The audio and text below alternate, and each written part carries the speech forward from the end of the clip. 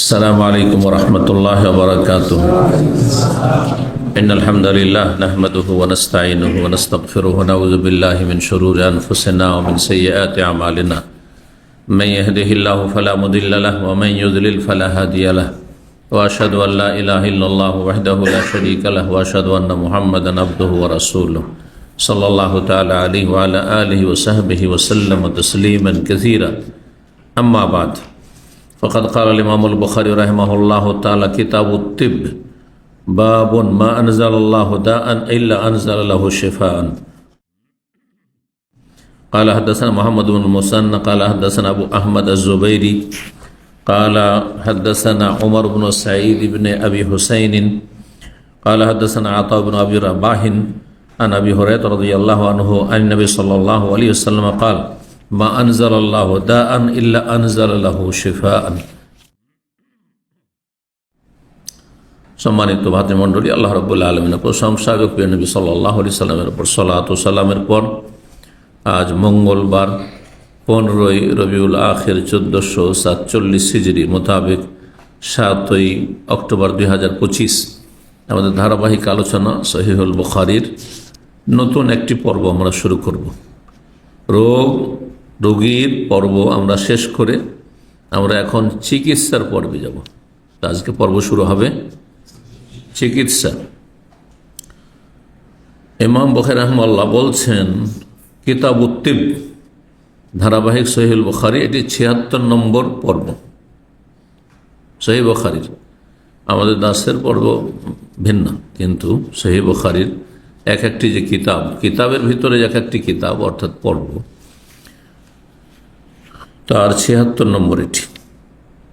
হাজা কিতাবুত তিব, এটি হচ্ছে চিকিৎসা পর্ব। চিকিৎসা সম্পর্কীয় হাদিস এখানে নিয়ে আসা হয়েছে।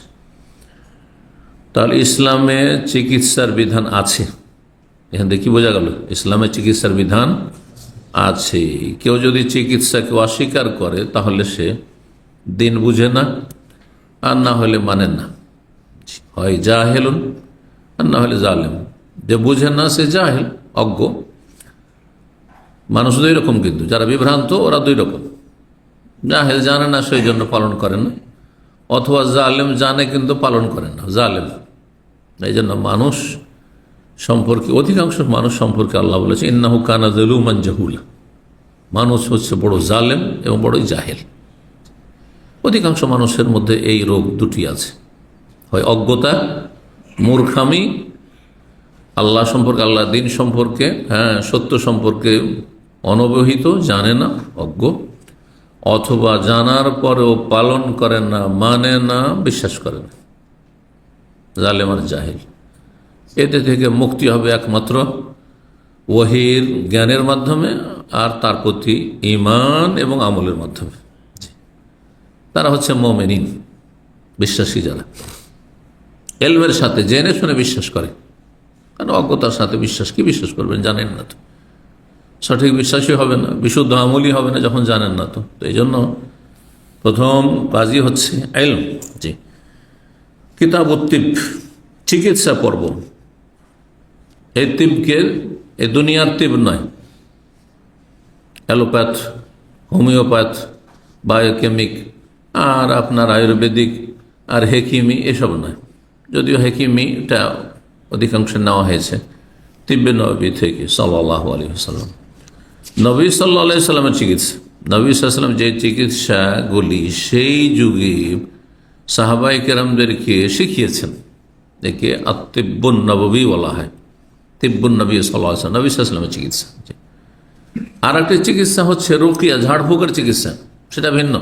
এটা ঝাড়ফুঁকের চিকিৎসা এখানে আসবে, যদিও রুকিয়ার কথা হয়তো চলে আসতে পারে আনুষঙ্গিক, কিন্তু আসল চিকিৎসা সেটা হচ্ছে আল্লাহ রাব্বুল আলামিন সৃষ্টিতে বিভিন্ন কিছুতে যে চিকিৎসা রাখা হয়েছে।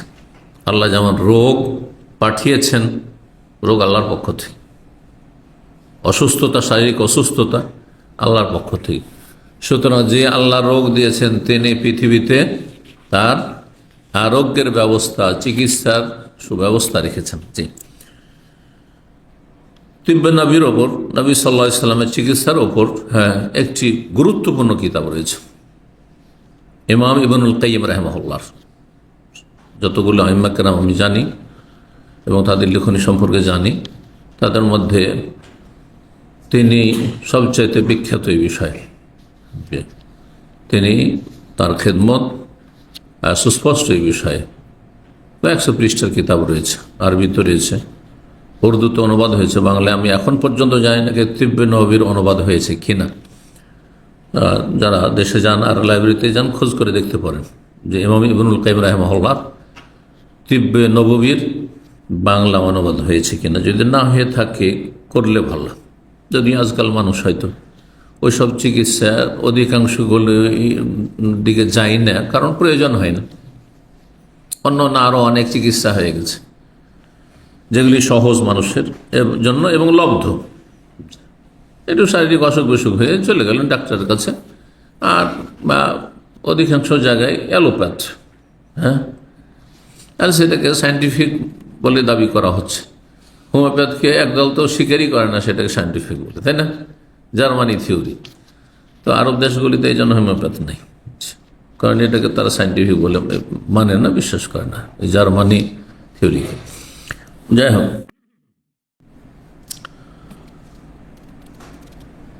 প্রথম অধ্যায় বলছেন বাবুন, এই অধ্যায় হচ্ছে মা আনজাল আল্লাহু দাআন ইল্লা আনজালাহু শিফাআন। নবী সাল্লাল্লাহু আলাইহি ওয়াসাল্লামের একটি হাদিসের অংশ দিবা, সেই হাদিসটি দিয়ে অধ্যায় নিয়ে কায়েম করেছেন। অধ্যায়ের বিষয়বস্তু নবী সাল্লাল্লাহু আলাইহি ওয়াসাল্লামের হাদিস। মুহাদ্দিসিন কেরামগণ এর একটি ভালো অভ্যাস যে কোন একটি বিষয়বস্তু যদি কোরআন দ্বারা প্রমাণিত হয় তো কোরআন আয়াত দিয়ে অধ্যায় রচনা করেছেন। যে কোরআন আয়াত, এই জন্য দেখেন মেলা আয়াত বাবু তাফসির কওলিহি তাআলা, বাবু কওলিহি তাআলা, এইভাবে মেলা সহিহ বুখারীতে আছে। কিন্তু যদি বিষয়টি হাদিস আছে, নবী সাল্লাল্লাহু আলাইহি ওয়াসাল্লামের হাদিস দিয়ে অধ্যায় রচনা করেছেন। যদি সালাফদের উক্তিতে আছে, কোনো সাহাবী বলেছেন, তাবেঈন বলেছেন, তো সেই উক্তিটাকেই অধ্যায় হিসেবে নিয়ে এসেছেন। ভালো জিনিস। আমি আমার কথা চাইতে আমার যারা বড়, রব্বুল আলামিনের কথা সবচাইতে মুবারক, কিতাবুন আনজালিহি মুবারক, রাসূলুল্লাহ সাল্লাল্লাহু আলাইহি ওয়াসাল্লামের কথা হচ্ছে মুবারক, বরকতপূর্ণ। আর তারপরে সাহাবায়ে কেরামদের কথা হচ্ছে আমাদের কাছে সবচেয়ে গুরুত্বপূর্ণ। হ্যাঁ, দ্বীন ইসলামের ক্ষেত্রে যেহেতু সরাসরি রাসূলুল্লাহ সাল্লাল্লাহু আলাইহি ওয়াসাল্লামের তারা তার প্রশিক্ষণপ্রাপ্ত, রাসূলুল্লাহ সাল্লাল্লাহু আলাইহি ওয়াসাল্লামের কাছ থেকে তারা দ্বীন শিখেছেন সরাসরি। এই মর্যাদা একমাত্র সাহাবায়ে কেরামদেরকে হাসিল হয়েছে, অন্য কেউ পায়নি। যতই এলেম আল্লাহ হয়ে যান না কেন, কিন্তু আপনি কত মাধ্যম দিয়ে আপনার কাছে এলেম পৌঁছেছে, তাদের সরাসরি এলেম পৌঁছেছে। সেই এলমে কোনো ভেজাল ছিল না, সেই এলমে কোনো ভেজাল ছিল না। কিন্তু আমাদের এলমে মেলা ভেজাল হইতে পারে। সব ওস্তাদ যে ঠিকভাবে বুঝিয়েছেন না, অনেক জায়গায় সহি আকীদা আমলের দোহাই দিয়ে বলা হচ্ছে, কিন্তু আসলে ভুল বলা হচ্ছে। অনেক সময় যিনি সহি পথের অনুসারী তার জন্য বিষয়টি স্পষ্ট না, তো ভেজাল থেকে যাওয়া স্বাভাবিক। যত সময় গড়াচ্ছে তত ভেজাল আসছে। তো এই মর্যাদা একমাত্র সাহাবায়ে কেরাম, তারপর তাবেঈন, তারপর তাবেঈনদের। আর না হইলে ইমাম বুখারী রাহিমাহুল্লাহ বা অন্যান্য আইম্মায়ে কেরামগণ নিজের ভাষায় অধ্যায় রচনা করেছেন। তো এখানে হাদিস দিয়ে অধ্যায় রচনা করছেন, আর হাদিসটি এনেছেন সনদ সহকারে। এখানে মা আনজালাল্লাহু দাআন, দাউন মানে রোগ, দাউন মানে রোগ, আরবি ভাষার অলঙ্কার। দাউন মানে রোগ, আর দাওয়ান মানে ওষুধ। ও একটা বাড়িয়ে শুধু। মা আনজালাল্লাহু দাআন মানে মারাদান, আল্লাহ এমন কোন রোগ পাঠাননি, নাজিল করেননি, অবতীর্ণ করেননি, মানে পাঠাননি। ইল্লা আনজালাহু শিফাআন, যার তিনি আরোগ্য বা নিরাময়ের ব্যবস্থা বা চিকিৎসার ব্যবস্থা আল্লাহ রাব্বুল আলামিন দুনিয়াতে পাঠাননি। অর্থাৎ যে কোনো রোগ পাঠিয়েছেন তার চিকিৎসার ব্যবস্থা আল্লাহ পাঠিয়েছেন। আল্লাহ যেমন রোগ নামিয়েছেন, রোগ অবতীর্ণ করেছেন, রোগ সৃষ্টি করেছে, রোগ সৃষ্টি, রোগ সৃষ্টি। সৃষ্টি দুই রকম, কিছু দেখতে পাই দৃশ্য, কিছু অদৃশ্য। অদৃশ্য মেলা সৃষ্টি আছে, জিনকে দেখতে পান না, ফেরেশতা দেখতে পান না, তাই না? অনেক কিছু দেখতে পান না, অনেক জীবাণু দেখতে পান না, যন্ত্র ছাড়া দেখতেই পাবেন না আপনি। হ্যাঁ, কত, বরং যেগুলো দেখতে পাচ্ছেন না সেগুলোর সংখ্যা হয়তো বেশি হয়ে যেতে পারে। তো কথা হচ্ছে যে আল্লাহ এমন এমন কিছু সৃষ্টি করছে, আল্লাহ তাআলা এখন পর্যন্ত মেলা সৃষ্টি সম্পর্কে মানব জাতি জানা না। ছবি জানিয়ে গেছে মনে করছেন না? মোটেই না। তো যে কোনো আল্লাহর রোগ পাঠিয়েছেন তার চিকিৎসাও আল্লাহ পাঠিয়েছেন, সৃষ্টি করেছেন, রোগ সৃষ্টি করেছেন, তো তার নিরাময়ের ব্যবস্থা আল্লাহ সৃষ্টি করেছেন বা চিকিৎসা ব্যবস্থাও সৃষ্টি করেছেন। 5678 নম্বর হাদিস বর্ণনা করেছেন আবু হুরায়রা রাদিয়াল্লাহু তাআলা আনহু। নবী সাল্লাল্লাহু আলাইহি সাল্লাম বলেন, মা আনজালাল্লাহু দাআন ইল্লা আনজালাহু শিফান, আল্লাহ যে কোনো রোগ অবতীর্ণ করেছেন তার শিফা, আরোগ্যের ব্যবস্থাও আল্লাহ অবতীর্ণ করেছেন। জি, বাবুন, দ্বিতীয় অধ্যায় বলছেন, এই অধ্যায় হচ্ছে হাল ইউদাউর রাজুলুল মারআতা ওয়াল মারআতুর রাজুলা। গুরুত্বপূর্ণ এই অধ্যায়, বিশেষ করে আজকালকার সময়কালের প্রেক্ষাপটে। কোন পুরুষ কি নারীর চিকিৎসা করতে পারবে? দাওয়া ইউদাউই মানে চিকিৎসা করা, মানে দাওয়ান মানে যেহেতু ওষুধ বা চিকিৎসা, সুতরাং দাওয়া ইউদাউই মানে চিকিৎসা করা। কোন পুরুষ কি নারীর চিকিৎসা করতে পারবে? মানে পুরুষ চিকিৎসক আর রোগী হচ্ছে নারী। অথবা আলমার আত, নারী চিকিৎসক কি পুরুষ রোগীর চিকিৎসা করতে পারবে? যদি জরুরি হয় তো পারবে, জরুরি না হলে পারবে না। আসল হচ্ছে পারবে না, আসল হচ্ছে জায়েজ নয়। কিন্তু বিপরীত লিঙ্গের চিকিৎসা করা এবং চিকিৎসা নেওয়া জায়েজ নয়, এটা হচ্ছে আসল। কিন্তু যদি নিরুপায় হয় তো জায়েজ আছে। মহিলার চিকিৎসার জন্য পুরুষ ডাক্তার পাচ্ছেন না আপনি, অথবা পুরুষ ডাক্তার পাচ্ছেন কিন্তু না মহিলার জন্য মহিলা ডাক্তার পাচ্ছেন না আপনি, মহিলার জন্য পুরুষ ডাক্তার যোগ্য পাচ্ছেন। হয় ডাক্তার পাচ্ছেন না মহিলার জন্য, মহিলা নেই, হয়তো অনেক জায়গায় এরকম আছে গ্রামেগঞ্জ এলাকায়, অথবা আছে কিন্তু যোগ্য নেই।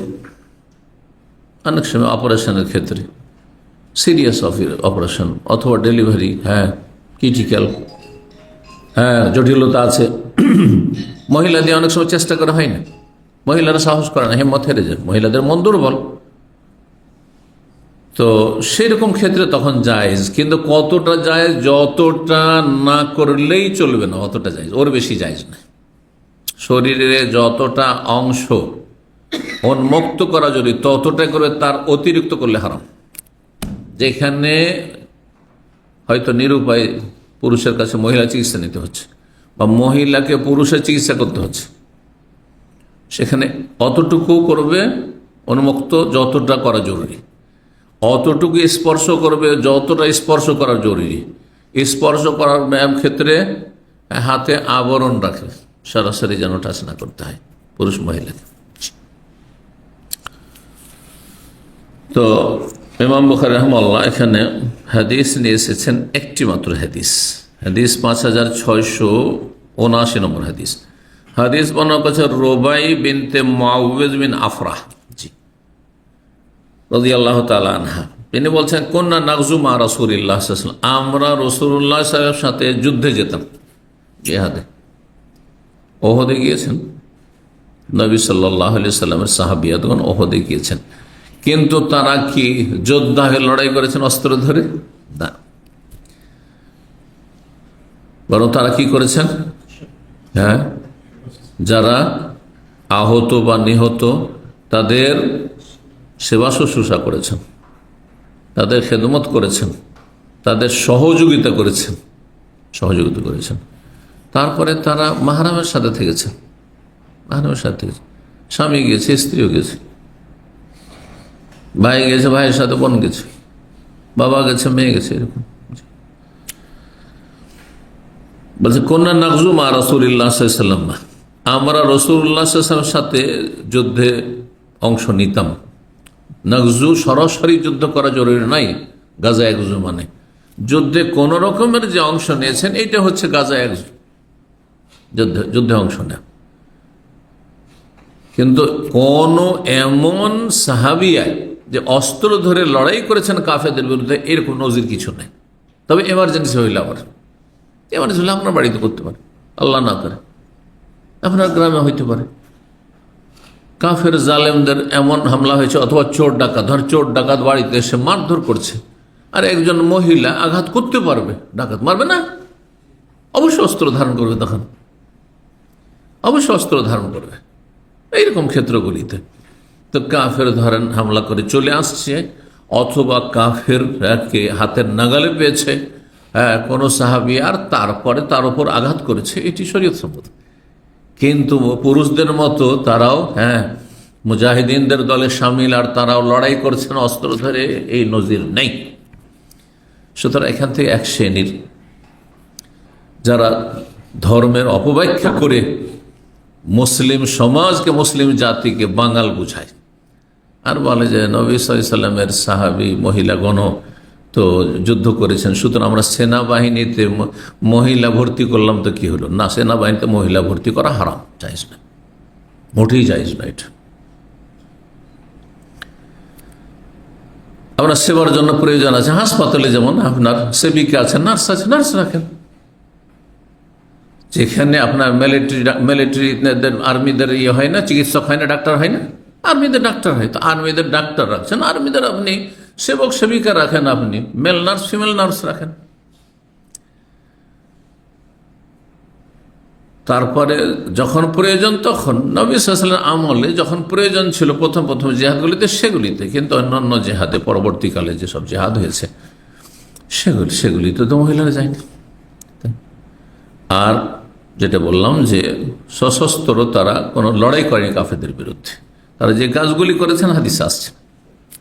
এই ধরনের কাজের প্রয়োজন আছে, পুরুষ দিয়ে হচ্ছে না, পুরুষ লড়াই করবে, পুরুষ লড়াই বাদ দিয়ে সেবা শুশ্রূষায় লেগে থাকবে, তাহলে তো সেখানে একটা বড় দল লেগে যাবে, বড় সংখ্যায়, তাহলে সেখানে থাকতে হবে, তাহলে সেখানে ক্ষতিগ্রস্ত হতে পারে মুসলিমরা, এরকম পরিস্থিতিতে। তো বলছেন যে আমরা রাসূলুল্লাহ সাহেব সাথে যুদ্ধে শরীক হইতাম, অংশ নিতাম, নাসকিল কওমা, আর আমরা লোকজনকে, কওম মানে কাফের কওম না, মুসলিম যোদ্ধাদেরকে, মুজাহিদিনদেরকে কি করতাম? পানি পান করাইতাম।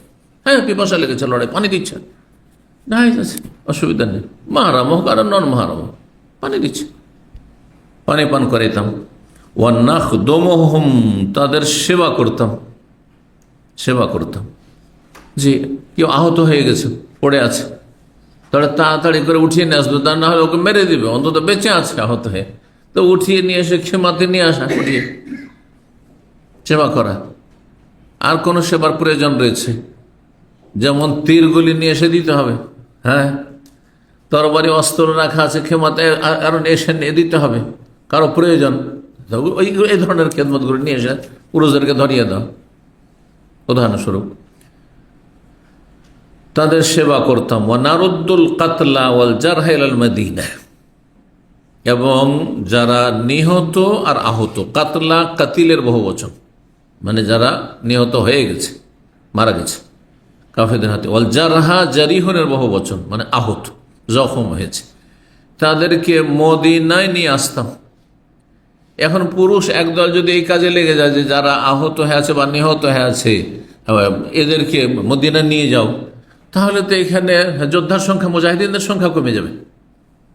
এমনিতে মুসলিম মুজাহিদের সংখ্যা কম, আর কাফেরদের সংখ্যা 3 গুণের বেশি।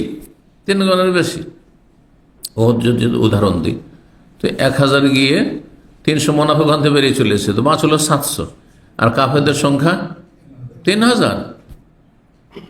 তাহলে সেখানে এই মহিলাদের এই খেদমতগুলোর প্রয়োজন ছিল, সেজন্য করেছেন। আমরা নিহত আহতদেরকে মদিনায় নিয়ে আসতাম, যাতে করে যে মারা গেছে যেসব লাশগুলি, সেগুলির অঙ্গহানি না হয়। কারণ কাফেরা মুসলা করত, চোখ তুলে নিত, হাত পা কেটে দিত, আর নাক কেটে নিত, কান কেটে নিত, এই সুযোগ না পায়।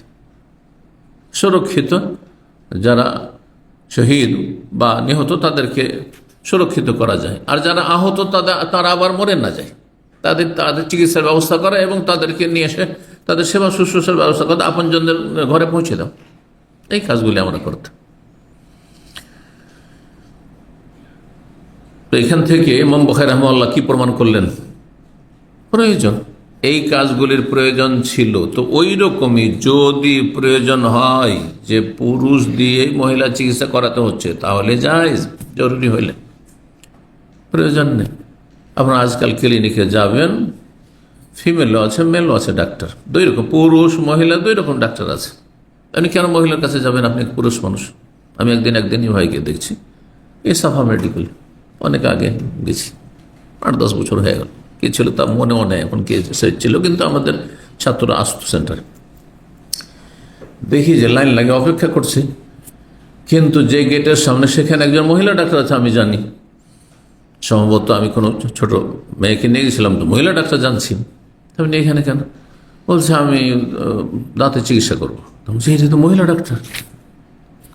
চোখ বড় বড় করে দেখছি। এই রুমে পুরুষ ডাক্তার আছে দাঁতের জন্য, ডেন্টিস্ট। মানে এখানে মহিলা আছে, মহিলার কাছে কেন লাইন লাগিয়ে আছেন? এতটুকু জ্ঞান নেই আপনার? আমি এভাবে বললাম না, কিন্তু এখন বলছি কথাটি। এটা আমার তরিকা অবশ্যই কখনো নয় যেভাবে বলে এতটুকু জ্ঞান নেই। কারণ মানুষকে আঘাত করার উদ্দেশ্য নয়, আক্রমণ করার উদ্দেশ্য নয়, সংশোধন করা। তাই বললাম যে আপনি তো এখানে ফাইল খুলতে পারতেন, এখানে খুলে যেতেন আপনি। ফাইল খুলে ফেলেছেন, ঠিক আছে, আগামীতে সতর্ক। আমি কখনো করিনি। আমি একসাথে যাই, আমার হয়তো দাঁতের প্রয়োজন আছে, আমি ফাইল খুলেছি পুরুষ ডাক্তারের কাছে, আমার ফ্যামিলি, আমার মেয়ে ফাইল খুলেছে মহিলা ডাক্তারের কাছে। আল্লাহ, এটাই হওয়া উচিত। জি। 3 নম্বর অধ্যায় বলছে বাবুন আশ-শিফা ফি সালাসিন। এই অধ্যায় হচ্ছে যে আরোগ্য রয়েছে 3টি বস্তুতে, মানে আরোগ্যের মতো আরোগ্য, চিকিৎসার মতো চিকিৎসা। চিকিৎসা তো অনেক কিছুতে রয়েছে, কিন্তু 3 ধরনের চিকিৎসা খুব কার্যকরী চিকিৎসা, গুরুত্বপূর্ণ চিকিৎসা, নবী সাল্লাল্লাহু আলাইহি ওয়াসাল্লামের আমলের কথা সেই যুগে।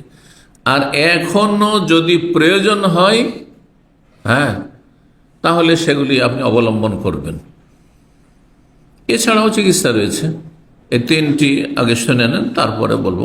আরও চিকিৎসা আছে, কিন্তু সেগুলির কথা এখানে বর্ণনা করা হয়নি। তার মানে 3টি, মানে 3টি গুরুত্বপূর্ণ চিকিৎসা, গুরুত্বপূর্ণ চিকিৎসা ব্যবস্থা 3টি। 5680 নম্বর হাদিস বর্ণনা করেছেন ইবনে আব্বাস রাদিয়াল্লাহু তাআলা আনহুমা। তিনি বলেন আশ-শিফা ফি সালাসিন, তিনি বললেন যে আরোগ্য রয়েছে 3টি বস্তুতে। এক হচ্ছে শারবাতে আসালিন, মধুপান করায়। মধুপান করার চিকিৎসা নবী সাল্লাল্লাহু আলাইহি ওয়াসাল্লাম আমলও ছিল, এখনো আছে। বরং যদিও আপনি ওষুধ খাচ্ছেন, তার সাথে মধু খান, মধুতে চিকিৎসা আছে। আল্লাহ কোরআনে বর্ণনা করেন সূরা নাহলে, শিফা ফিহি শিফাউল লিন-নাস, মানব জাতির জন্য তাতে আরোগ্য রয়েছে, চিকিৎসা রয়েছে। সত্যি নিয়মিত যারা, কিন্তু খাঁটি মধু হইতে হবে। ভেজাল হইলে চিকিৎসা ভেজাল হয়ে গেল। আর আজকাল ভেজাল মধুই মার্কেটে এই দোকান থেকে মধু নিয়ে কাজ হবে না। অথবা কেউ আমাদের দেশে যে বিক্রি করতে আসে, ফেরিওয়ালারা বিক্রি করতে, তাদের কাছ থেকে মধু নিয়ে কাজ হবে না, কারণ সব বেঈমানের দল, খেয়ানতকারী সব। আমানত উঠে গেছে। সত্যিকারে যদি মধু হয়, খাঁটি মধু, তার উপকার আছে, সেটা আমরা পরীক্ষা করি, আলহামদুলিল্লাহ বুঝতে পারা যায়। ওয়াশারতাতে মেহজাম, এবং শিঙ্গা লাগানোতে, শিঙ্গা মাঝে মাঝে শরীর থেকে কিছু রক্ত বের করা, শিঙ্গা লাগানোর মাধ্যমে, জি, দূষিত রক্ত, এতে চিকিৎসা রয়েছে। আমি আমার জীবনে বেশি শিঙ্গা লাগাইনি, কিন্তু লাগাবার মতো একবারই লাগিয়েছি, হয়তো 2002-এ সম্ভবত, মনে পড়ছে। হজ ডিউটিতে মক্কায় ছিলাম 1 মাস। তো গিয়ে ওই সময়টাই, অথচ তখন 2002, মানে যৌবন ছিল বলতে হবে, তারপরেও মানে 40-এর নিচেই ছিলাম হয়তো। তো যাই হোক,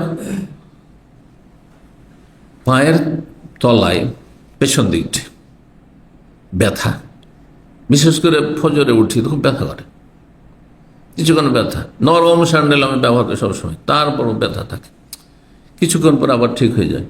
দিনেও যদি কখনো ঘুম থেকে উঠলে ব্যথা, এটা ছিল। অনেকের সমস্যা এটা থাকতে পারে, আছে। তো চলে গেলাম আবার 1 মাসের সফরে। আর তখনকার এই ইন্স্যুরেন্সের যুগও ছিল না, এই সরকারি হাসপাতালে যেতে হইতো আমাদেরকে। তো যাই হোক, চিকিৎসা মোটামুটি ছিল সরকারি হাসপাতালে, আমাদের সুযোগ ছিল তখন। তো যাই হোক, গিয়ে আল্লাহ করে চিন্তা করলাম যে ব্যথাও করছি, আর সফরে আছি, একাই আছি। তো জমজম খাওয়া শুরু করলাম। এটা একটা চিকিৎসা। বলছিলাম যে এই 3টির মধ্যে জমজম নাই, যেন বললাম যে এছাড়াও জমজমের চিকিৎসা আছে। জমজম যে নিয়তে খাবেন সেই নিয়ত পূরণ হবে। শেফা ও সকমি, রোগের চিকিৎসা আছে হাদিস নবী সাল্লাল্লাহু আলাইহি ওয়াসাল্লাম। তো জমজম পান করলাম, এটি একটি তদবির, এটি একটি চিকিৎসা। আর আরেকটি ইন্দোনেশিয়ান একজন সঙ্গী, কয়েকজন সঙ্গী আমার সাথে ক্লাসমেট ইন্দোনেশিয়ান ছিল, হাদিস বিভাগ আমরা একসাথে পড়েছি। তো একজন ইন্দোনেশিয়ান খুব রসিক ছিল আর খুব আন্তরিকতা ছিল। হঠাৎ করে সে হজ কাফেলা নিয়ে এসছে, বড় অনেক কাফেলা, গোটা বিল্ডিং সব ইন্দোনেশিয়ান। হঠাৎ করে দেখা হয়ে গেল রাস্তাতে। আমি হেঁটে আসছি আমার অফিস থেকে হারামের দিকে, ওই বিন লাদেন মসজিদের দিক থেকে ওই দিক থেকে হেঁটে আসছি। আর ও মানে জেদ্দা রোড, জেদ্দা থেকে যাচ্ছে রোডটা ওই দিক থেকে, আর এদিক থেকে যাচ্ছে ওদের হজ বিল্ডিং ওই দিকে।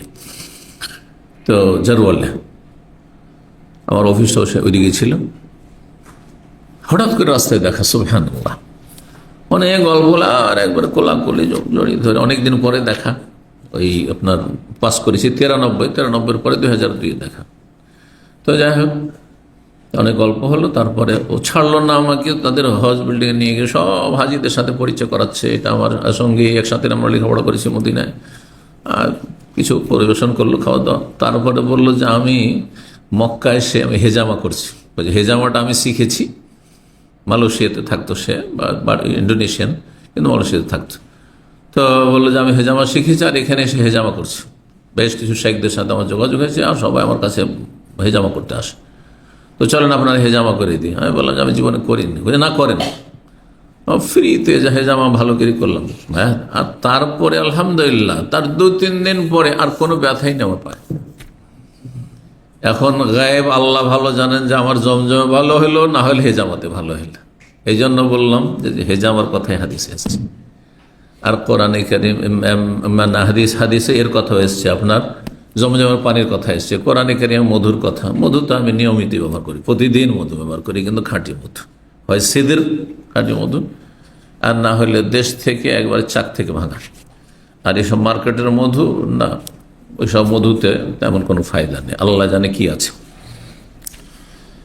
তুষারতাতে মেহজাম মানে শিঙ্গা লাগানোতে।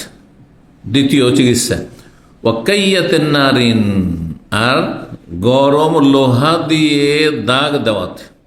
নার আগুন, তো আগুন দিয়ে লোহাকে গরম করা হয়, সেজন্য গরম লোহার কথা বললাম, ভাব অর্থ করলাম। আগুনের দাগ দেওয়ায়, তো আগুনের দাগ কিভাবে দেওয়া হইতো? হ্যাঁ, লোহা আগুনে গরম করে আর তারপরে শরীরে লাগানো হইতো, দাগ দেওয়া হইতো। বিশেষজ্ঞ বলে কোনখানে লাগাইতে হবে, কতটা পরিমাণ লাগাইতে হবে, হ্যাঁ, কয়বার লাগাইতে হবে, এসব বিষয়গুলি চিকিৎসকের কাজ। এই জন্য দেখেন হাদিসে আছে এতে রোগ ভালো হয়, তার মানে আপনি এলোপাথারি আপনি ব্যবহার করবেন, তার অপব্যবহার হতো ভালো হবে না। হাদিস তো আসবে যে কালাজিরা সমস্ত রোগের চিকিৎসা। এখন সব রোগে শুধু কালাজিরা খাচ্ছি আর আমার তো রোগ ভালো হচ্ছে না, বোঝেন না? তার রসুলের হাদিস মিথ্যা নাকি? না আপনার তরিকা মিথ্যা, আপনার সেবনের পদ্ধতি, যে আপনি সেবন করছেন আপনি কালাজিরা, তার পরিমাণ, তার নিয়ম নীতিমালা, কোন ক্ষেত্রে কতটা, কিভাবে কতটা পরিমাণ ব্যবহার করতে হবে, কোন পরিস্থিতিতে। প্রত্যেক ওষুধের পার্শ্ব প্রতিক্রিয়া আছে। আজকাল বাংলা মানুষ কম বুঝে, আবার সাইড এফেক্ট বুঝে ভালো, তাই না? সাইড এফেক্ট আছে, পার্শ্ব প্রতিক্রিয়া। তো সবার জন্য যে কালাজিরা উপকারী হবে তা নয়। আপনার শরীরে এমন কোন রোগ আছে যার কারণে কালাজিরা ক্ষতি করতে পারে আপনার, তাহলে এটা কে নির্ণয় করবে? চিকিৎসা। আজকাল ডাক্তারের কাছে গেলে মহিলাদেরকে আপনি নিয়ে যাচ্ছি সেজন্য, হ্যাঁ পেটে বাচ্চা থাকলে না এই ওষুধ চলবে না, বলছে না। আপনার যদি প্রেশার থাকে অথবা সুগার থাকে তো এই ওষুধ চলবে না, বলছে। এই সমস্যা থাকলে এটা চলবে না, ইত্যাদি ইত্যাদি। ঠিক ওই রকমের বিষয়গুলি। তো এই 3টি চিকিৎসার কথা বললেন। এই যে আগুন দিয়ে দাগ দেওয়ান, মধু যে কোনো সময় পান করেন আপনি, হ্যাঁ যে কোনো সময় পান করেন, কিন্তু আপনি সুগারের রোগী, আর যদি খুব বেশি পরিমাণ পান করেন তো ক্ষতি করবে না? তাহলে পরিমাণটাও জানতে হবে, একজন সুগার রোগীকে কতটা দিলে ক্ষতি হবে না। হ্যাঁ,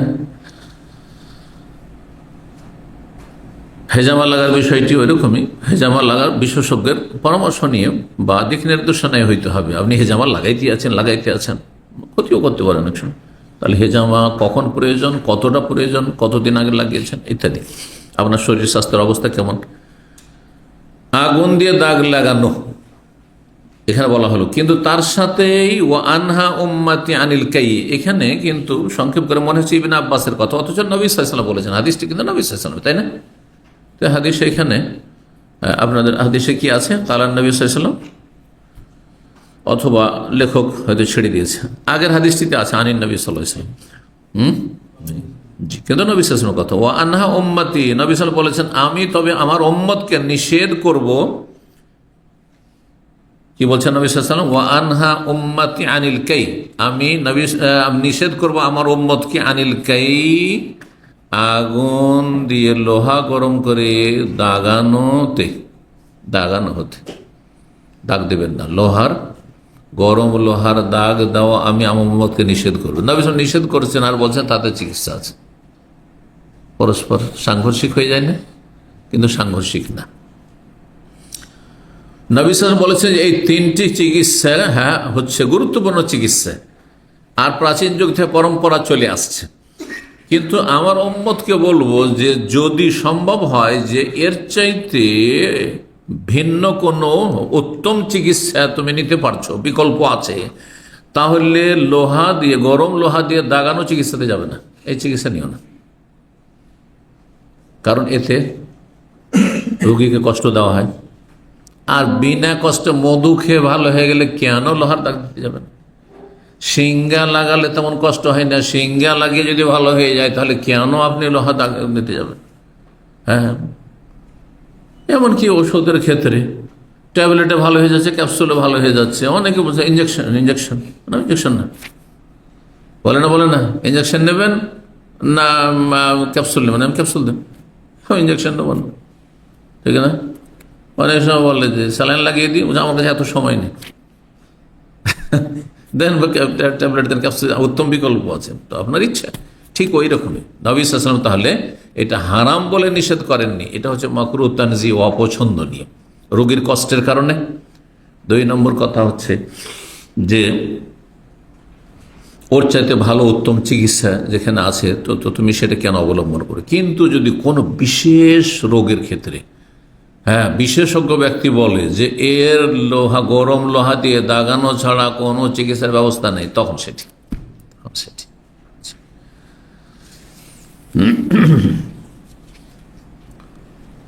আর একটি হাদিসে এসছে ইবনে আব্বাস থেকে, নবী সাল্লাল্লাহু আলাইহি ওয়াসাল্লাম বলেন ফিল আসালে ওয়াল হাজামে, দুটির কথা রয়েছে, মধুতে আর সিঙ্গা লাগানোতে। 5681 নম্বর হাদিস বর্ণনা করেছেন সাঈদ ইবনে জুবাইর ইবনে আব্বাস রাদিয়াল্লাহু তাআলা আনহু থেকে, নবী সাল্লাল্লাহু আলাইহি ওয়াসাল্লাম বলেন আশ-শিফা ফি সালাসাতিন, তিনটি বস্তুর শিফা রয়েছে, ফি শারতাতে মেহজামিন আও শারবাতে আসলিন আও কাইয়াতি মিন ওয়া আনহা উম্মতি আনিল কাই, আমার উম্মতকে আমি নিষেধ করছি গরম লোহা দিয়ে দাগানো থেকে। জি, আজকাল প্রয়োজন নেই, আজকাল এর কোনো প্রয়োজন নেই, যেখানে আমাদের কাছে অনেক রকমের চিকিৎসা আছে। জি, আলহামদুলিল্লাহ। 4 নম্বর অধ্যায় বলছেন বাবু দাওয়াইবিল আসাল, এই অধ্যায় হচ্ছে মধু দিয়ে চিকিৎসা করা। ওয়াকাউলিল্লাহ তাআলা, এই মর্মে মহান আল্লাহর বাণী হচ্ছে দলিল সূরা আন-নাহল আয়াত নম্বর 69, ফিহি শিফাউল লিন-নাস ওয়া আওহা রাব্বুকা ইলান নাহলি আন ইত্তাখিযি মিনাল জিবালি বুয়ুতা ওয়া মিনাশ শাজারি ওয়া মিম্মা ইয়ারিশুন সুম্মা কুলি মিন কুল্লি সামারাত ফাসলুকি সুবুলা রাব্বিকা যুলুলা ইয়াখরুজু মিন বুতুনিহা শারাবুন মুখতালিফুন ফিহি আলওয়ানুহু ফিহি শিফাউল লিন-নাস, শারাবুন মুখতালিফুন আলওয়ানুহু ফিহি শিফাউল লিন-নাস, এমন পানীয় শারাবুন মুখতালিফুন আলওয়ানুহু, বিভিন্ন রকম মধু বিভিন্ন রকমের রয়েছে, বিভিন্ন ফুল চুষে সেটা বিভিন্ন রঙের, ফিহে শিফাউল লিন-নাস, এতে মানব জাতির জন্য চিকিৎসার ব্যবস্থা রয়েছে, স্বয়ং আল্লাহ বলে ইরশাদ করেছেন। 5682 নম্বর হাদিস, মা আয়েশা রাদিয়াল্লাহু তাআলা আনহা বর্ণনা করেন, তিনি বলেন কানান নবী ইউজিবুল হালওয়া ওয়াল আসাল, নবী সাল্লাল্লাহু আলাইহি ওয়াসাল্লাম পছন্দ করতেন, তাকে পছন্দ লাগতো মিষ্টি জাতীয় খাবার আর মধু। জি, তো মধুতে চিকিৎসা আছে আর মিষ্টিও তার সাথে, আর অন্যান্য মিষ্টি রাসূলুল্লাহ পছন্দ করতেন, কিন্তু আজকালকার এই চিনি দিয়ে তৈরি করা মিষ্টির কথা আসলে উদ্দেশ্য বলা হয়নি, কারণ মিষ্টি জাতীয় জিনিস 2 রকম, একটা হচ্ছে প্রাকৃতিক মিষ্টি আর একটা হচ্ছে কি কৃত্রিম মিষ্টি। প্রাকৃতিক মিষ্টিতে উপকার আছে, অপকার নেই তেমন, যেমন খেজুর, কিশমিশ, এই ধরনের তিন। হ্যাঁ, তিন খান কেউ খান, তিনে উপকার আছে, কিন্তু ব্যাচেলারদের জন্য না। ফ্যামিলি থাকবে তখন আপনি খাবেন তিন, এর উপকার আছে। বয়স বেশি হলে খাবেন, এর উপকার আছে। সব সময় সব কিছু খাওয়া যায় না, কথা বুঝতে পেরেছেন? জি, 5682 নম্বর হাদিস হয়ে গেল তাহলে, তাই না? তো নবী সাল্লাল্লাহু আলাইহি সাল্লাম হালুয়া মানে মিষ্টি জাতীয় পছন্দ করতেন। যেই মিষ্টিতে বেশি ফায়দা সে মিষ্টি খাবে। দেখেন আমরা এমনকি অনেকে যারা এখন বুঝতে শিখেছি, চিনি না খেয়ে গুড় খাচ্ছে, আর তারপর আখের গুড় না খেয়ে খেজুর গুড় খাচ্ছে। তুলনামূলক ওইটা ভালো সেই জন্য, জি, ওতে ক্ষতি কম সেই জন্য। আর তারপরে আপনার শরীর স্বাস্থ্যের দিকে লক্ষ্য রাখতে হবে যে আপনার এটা ক্ষতি করছে না তো। খাওয়ার উদ্দেশ্য হচ্ছে ক্ষুধা মেটানো আর স্বাস্থ্য রক্ষা করা, সুস্বাস্থ্য। এবং লা ইউসমিনু ওয়া লা ইউগনি মিন জু, আল্লাহ কোরআনে বর্ণনা করে দিয়েছে জাহান্নামী খাবারে ক্ষুধা নিবারণ হয় না, আর স্বাস্থ্যকর না, লা ইউসমিনু, শরীর ভালো থাকবে না। এমন কোনো খাবার দুনিয়ায় খাবেন না যাতে জাহান্নামী খাবার, যেটি ধূমপান, জর্দা, তামাক, এগুলি জাহান্নামী খাবার।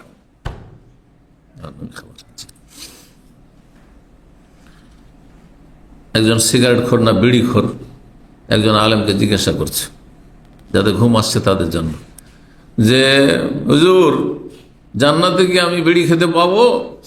তো বলছে হ্যাঁ পাবে, তবে জান্নাতে যেহেতু আগুন নেই, তোমাকে আগুন নেওয়ার জন্য জাহান্নামে যেতে হবে, ওখান থেকে তোমার আগুন নিয়ে আসতে হবে। কথা বুঝতে পারছেন? জি, তো ওখান থেকে তুমি আগুন নিয়ে আসবে কি জাহান্নামে ঢুকে। 5683 নম্বর হাদিস। হাদিস বর্ণনা করছেন জাবির বিন আব্দুল্লাহ রাদিয়াল্লাহু তাআলা আনহু, সামিআতুন নবী সাল্লাল্লাহু নবী সাল্লাল্লাহু আলাইহি ওয়াসাল্লাম বলতে শুনেছি, ইন কানা ফি শাইইন মিন আদওয়াইয়াকুম আও ইয়াকুনু ফি শাইইন মিন আদওয়ায়াতিকুম খায়রুন ফাফি শারতাতি মাহজামিন আও শারবাতি আসালিন আও লাযআতিন বিনারিন তুওয়াফিকুদ দা ওয়া মা উহিব্বু আন আক্তাউইয়া। নবী সাল্লাল্লাহু আলাইহি ওয়াসাল্লামকে বলতে শুনেছি, বলছেন জাবির বিন আব্দুল্লাহ রাদিয়াল্লাহু তাআলা আনহুমা, যে ইন কানা ফি শাইইন মিন আদওয়ায়াতিকুম, তোমাদের ঔষধগুলিতে যদি হয়, মিন আদওয়ায়াতিকুম বলেছে, অথবা বলেছেন ইয়াকুনু ফি শাইইন মিন আদওয়ায়াতিকুম, ইন কানা ফি শাই আও ইয়াকুনু, কানা বলেছেন বা ইয়াকুনু বলেছেন, এটুকু পার্থক্য, বর্ণনাকারী সন্দেহ। যদি তোমাদের ওষুধগুলির কোন ওষুধে কল্যাণ থাকে, খায়রুন কল্যাণ থাকে, মঙ্গল থাকে, উপকার থাকে, তাহলে সত্যিকারের উপকার মতো উপকার রয়েছে ভাবে সারতাতে মেহজাম, সিঙ্গা লাগানোতে। সিঙ্গা লাগালে ফায়দা আছে অন্তত মাঝে মাঝে। আও শারবাতে আসালিন, অথবা মধু পান করলে তাতে ফায়দা আছে শারীরিক। আও লাযআতিন বিন্নার, অথবা আগুন দিয়ে লোহা গরম করে দাগানোতে। এর লাযআতুন মানে হালকা আগুনে, বেশি আগুনে একবারে লাল করা নয়, হালকা আগুনে গরম করে, যাতে একবারে পুড়ে না যায়। তোয়াফিকুদ্দা, যেটি রোগের অনুকূলে হবে। হ্যাঁ, রোগের অনুকূলে হয়, এটা তার জানতে হবে যে যে রোগটি আছে এই রোগের জন্য অনুকূলে কি, এই রোগের জন্য ফায়দা হবে। হ্যাঁ, লোহা দিয়ে দাগালে, অথবা মধু খাওয়ালে, হ্যাঁ, অথবা সিঙ্গা লাগালে। অনেকের কিন্তু সিঙ্গা লাগানোর এমন নেশা আছে, বলছে 2-3 মাস পর পর সিঙ্গা লাগানো, না এগুলো আমার মানা পড়ে। আবার অনেকে মনে করেন না জীবনে কখনো না কখনো সিঙ্গা লাগাইতে হবে, এটিকে ওই রকমই সুন্নাত মনে করছে, জীবনে সুন্নাত কায়েম করতে হবে। না ভাই, এগুলো চিকিৎসা, তবে নিলে ভালো, না বিশেষ চিকিৎসা, বিশেষ করে সিঙ্গার ক্ষেত্রে আর মধুর ক্ষেত্রে আপনি নিতে পারেন, কিন্তু না আপনাকে চিকিৎসা নিতেই হবে। হ্যাঁ, জীবনে একবার আমি অনেকের সাথে কথা বলে দিয়েছি যে আমি কখনো অন্তত সিঙ্গার তো নিতেই হবে আমাকে। কেন নিতেই হবে? না, অন্য কিছু দিয়ে আপনার চিকিৎসা হয়ে যেতে পারে। জি, 5684 নম্বর হাদিস। হাদিস বর্ণনা করেছেন আবু সাঈদ খুদরি রাদিয়াল্লাহু তাআলা আনহু বলেন, আন্না রাজুলান আতান নবী সাল্লাল্লাহু আলাইহি ওয়াসাল্লাম, জনৈক ব্যক্তি নবী সাল্লাল্লাহু আলাইহি ওয়াসাল্লামের কাছে আসলো, তাহলে সাহাবী সে। ফাকাল, এসে বলছে, আখি ইশতাকি বাতনাহু, আমার ভাইয়ের পেটে সমস্যা, অন্য হাদিসে রয়েছে যে তাকে এসহাল অর্থাৎ ডায়রিয়া হয়ে গেছিল। হ্যাঁ, কি হয়েছিল? ডায়রিয়া হয়ে গেছিল। তো এস্তাকিবাত না হোক, তার পেটের সমস্যা। ফাকাল নবী সাল্লাল্লাহু আলাইহি ইসকিহি আসালান, যা মধু পান করাও। সুম্মা আতাহুসানিয়া, এক দুদিন পরে দ্বিতীয়বার আবার এসেছে, বলছে ইয়া রাসূলুল্লাহ, আমার ভাইয়ের পেটের অসুখ ভালো হচ্ছে না। ইসকিহি আসলান, নবী সাল্লাল্লাহু আলাইহি আবার বলছেন দ্বিতীয়বার যে তুমি ওকে মধু পান করাও।